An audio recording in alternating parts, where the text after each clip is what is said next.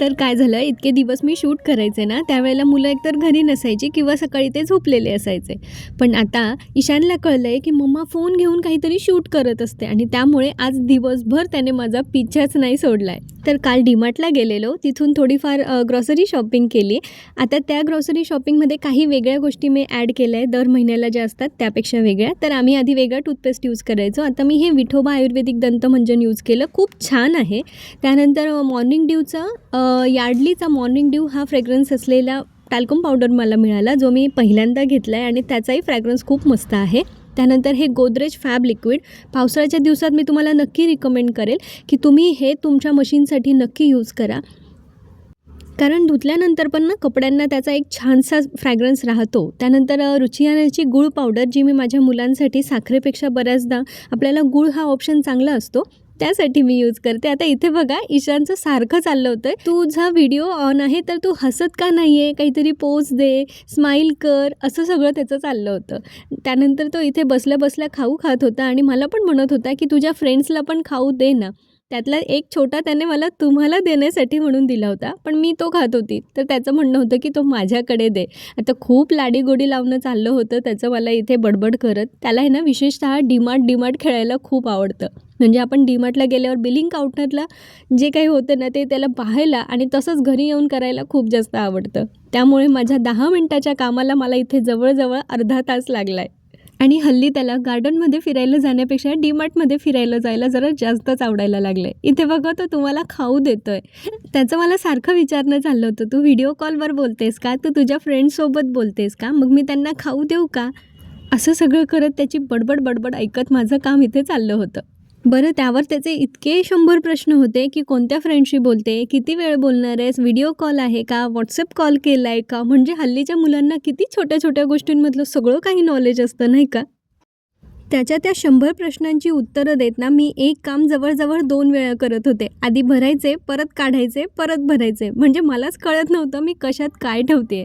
त्यात त्याचं इतकं चाललेलं, तू इतकी शांत का आहेस व्हिडिओ कॉलवर, पोज दे, काहीतरी बोल, ॲक्शन कर, स्माईल कर. म्हणजे बापरे, शेवटी मीच कंटाळून त्याला म्हटलं, राहू दे बाबा, मी नंतर करते व्हिडिओ आणि मी नंतर करते हा किराणा फिलिंग, तू आता झोप बरं. कारण त्याच्याशी बोलताना मी कुठल्या डब्यात काय ठेवलं आहे हेच मला लक्षात राहत नव्हतं. मी त्याला बऱ्याचदा समजवण्याचा प्रयत्न केला, मी तुला खाऊ देऊन एका जागी बसवू का, पण त्याचं सारखं चाललं होतं, मम्मा तू दिसत नाही आहे, तू नीट नाही दिसत आहे, तू स्माईल कर, तू काहीतरी बोल. अरे देवा. पण असू देत, हेच तर दिवस असतात ना आईच्या अवतीभोवती फिरत राहण्याचे. आपण पण तर आईचा पदर पकडून दिवसभर इकडे तिकडे फिरत असायचो नाही का.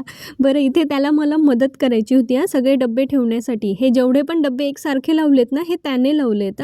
बरं, थोडीशी मदत करून झाली, लगेच मग ह्या डब्यात काय आहे, त्या डब्यात काय आहे, मला याच्यातला खाऊ दे, मला ते खायचं आहे, असं सगळं त्याचं चाललं होतं. नंतर म्हटलं की मला पण तुझ्या फ्रेंड्ससोबत बोलायचं आहे, पण समोर कोणी दिसत नव्हतं. तर मला म्हटलं बहुतेक त्यांच्याकडे रेंज नाही आहे, आपण त्यांना दिसत नाही आहे. म्हणजे बापरे, त्यांचीच प्रश्न त्यांचीच उत्तरं, एवढी मस्ती घातली आहे दुपारच्या वेळेला त्याने.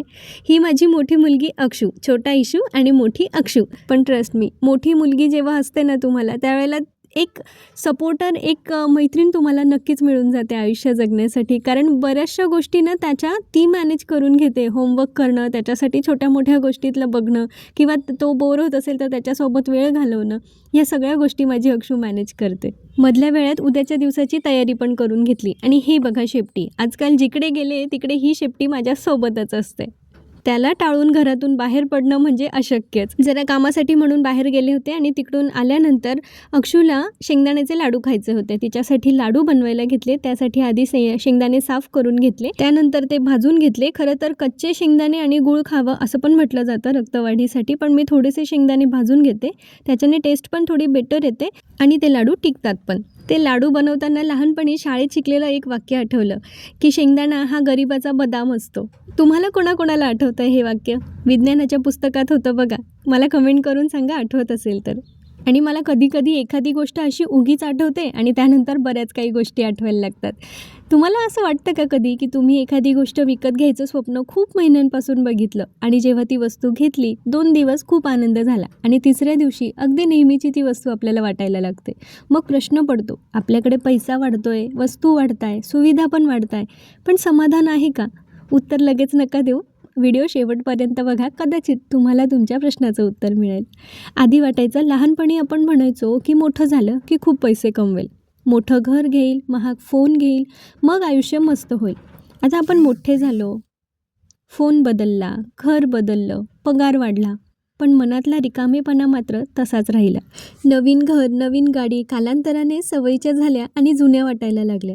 खूप हौशेने घेतलेली साडी एकदा कार्यक्रमात नेसली आणि पुन्हा कपाटात ठेवली तर दुसऱ्या कार्यक्रमात ती नेसण्याची इच्छाच नाही झाली. मग हे होतं का आपलं समाधान? तर नाही. कारण मुलाने आईला प्रेमाने मारलेली मिठी, एकत्र बसून खाल्लेली गरम पोळी, एकत्र बसून घालवलेला क्वालिटी टाईम, ह्या सगळ्यांमध्ये समाधान असतं. आपण पैशांच्या मागे धावतो आणि समाधान कुठे राहतं हेच विसरून जातं. खरं तर समाधान मोठ्या घरात नसतं, त्या घरातल्या माणसांमध्ये असतं. मोठ्या बँक बॅलन्समध्ये नसतं, ते मनाच्या शांततेमध्ये असतं. तर आज रात्री झोपण्यापूर्वी माझ्याकडे काय नाही आहे याची यादी नका तपासू, तर माझ्याकडे काय आहे याची यादी बघा. तुम्ही किती श्रीमंत आहात हे तुम्हालाच तुमचं समजायला लागेल. बरं, आपला प्रश्न होता पैसा वाढला तरी समाधान का वाढत नाही? उत्तर खूप सोपं आहे. कारण पैसा गरजा पूर्ण करतो आणि समाधान आपल्या नजरेतून जन्माला येतं. जे आहे त्याबद्दल कृतज्ञ राहिलो तर कमी पैशातही मन श्रीमंत होतं, आणि जे नाही आहे त्याचा विचार करत राहिलो तर करोडपती असूनही गरीबच वाटायला लागतं. हे असं होतं माझं. एकदा मी कुठल्या तरी विचार करायला लागले ना की पार त्याच्या खोलात शिरते. आता गूळ आधी मेल्ट करून घेतला, त्यात दाण्याचं कूट टाकलं आणि त्याच्यानंतर मस्त असे लाडू वळवून घेतले. रेसिपी हवी असेल तर एखाद दिवशी निवांत शेअर करेल, मला कमेंट करून सांगा.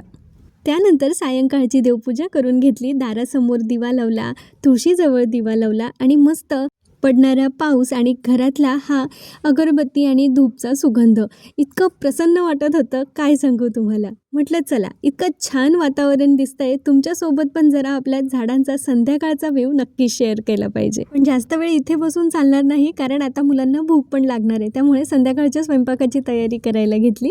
आज रात्रीच्या जेवणात होती मुगाची डाळ घालून गिलक्याची भाजी आणि त्याच्यासोबत चपाती. शक्यतो पावसाळ्याच्या दिवसात ना पालेभाज्या कमी खाव्यात किंवा खाऊ नये असं म्हणतात, कारण त्यावर जीवाणूंचा प्रादुर्भाव असतो. आणि जर तुम्हाला फ्रेश भाज्या मिळाल्या ज्या किडलेल्या नाही आहे, खराब नाही आहे, तर त्या वाचवण्यासाठी त्याच्यावर भरपूर पेस्टिसाईड्सचा मारा केलेला असतो. म्हणून शक्यतो पालेभाज्या ह्या दिवसात खाऊ नये असं म्हणतात. पण जर तुमच्याकडे रानभाज्या येत असतील तर त्यांचा आस्वाद मात्र ह्या दिवसांमध्ये नक्की घ्या. तसंच फळभाज्यांचा वापर तुम्ही तुमच्या भाज्यांमध्ये वाढवू शकता. आणि हे पा, इथे मी चपात्या करताना दिसले की हे पिल्लू माझ्यासोबत येणारच. त्याचं एक छोटं पोळपाट आहे आणि एक लाटणं आहे. तर जेव्हा पण मी पोळ्या बनवते तेव्हा एक छोटीशी पोळी त्याला नक्कीच बनवायची असते. आणि बघा इथे किती छानशी पोळी त्याने बनवली आहे. बरं, एवढ्यावर त्याचं मन भरलं नाही आहे बरं का. त्याला माझ्या एवढी मोठी पोळी बनवायची आहे, त्यामुळे त्याने अजून पुन्हा ती मोठी करायला सुरुवात केली होती.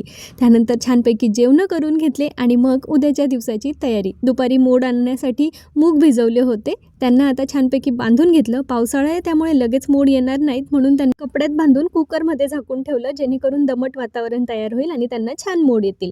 आणि मग सगळा ओटा आवरून झाल्यानंतर आठवलं, अरे आपण बदाम आणि अंजीर भिजवायला विसरलो. मग पुन्हा ते काम करून घेतलं. त्यासोबत डोश्याचं बॅटर होतं, ते पण बारीक करायचं होतं, तेही करून घेतलं. तर असा होता माझा आजचा दिवस. तुम्हाला कसा वाटला मला नक्की कमेंट करून सांगा. आवडला असेल तर लाईक आणि शेअर करायला विसरू नका. चॅनलला सबस्क्राईब केलं नसेल तर प्लीज करा. पुन्हा भेटूया अशा छानशा व्हिडिओमध्ये. तोपर्यंत आपली आणि आपल्या परिवाराची काळजी घ्या. बाय.